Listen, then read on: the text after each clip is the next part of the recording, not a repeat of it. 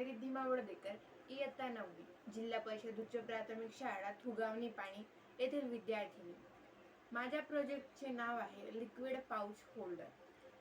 मी जेव्हा शॅम्पूची बॉटल किंवा अदर लिक्विड पाउचेस यूज करताना मला जाणवलेली एक समस्या की जेव्हा लिक्विड पाऊचमध्ये लिक्विड फक्त आणि फक्त त्याचा 1/4 पार्ट उरलेला असतो तेव्हा ती बॉटल स्थिरपणे उभी राहत नाही, ती अनबॅलन्स होऊन खाली पडते आणि जेव्हा ती खाली पडली तर त्यामध्ये लिक्विड सांडण्याचे जास्तीत जास्त चान्सेस असते।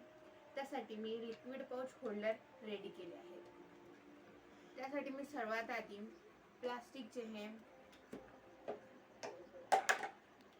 प्लास्टिकचे ट्रायंगल कट केले आहेत। आता सर्वांना प्रश्न पडेल की मी ते ट्रायंगलच का घेतले, कारण या ट्रायंगल या शेपमध्ये असणारे जे 3 वर्टेक्स आहे ते वर्टेक्स मी कोणताही एक प्रोडक्ट जर त्यामध्ये ठेवला तर ते अनबॅलन्स होणार नाही। जर मी त्या जागी सर्कलचा यूज केला असता तर ते अनबॅलन्स होऊन खाली पडले असते।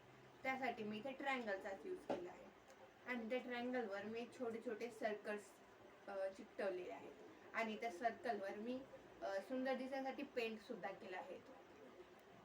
हे प्लास्टिकचे असल्यामुळे बाथरूम मधील त्यावर पाणी पडेल तेव्हा ते ओलं होणार नाही आणि ऑर्गनायझर फक्त आणि फक्त बाथरूम पर्यंत सीमित नाही तर किचन मध्ये सुद्धा यूज करू शकतो।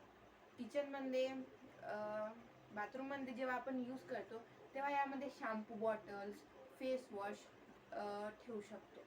हेच किचन मध्ये यूज करताना आपण वेगवेगळ्या प्रकारचे सॉसच्या बॉटल्स यामध्ये यूज करू शकतो।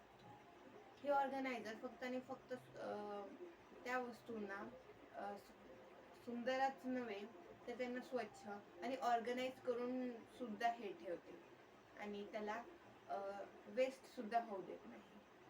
थँक्यू।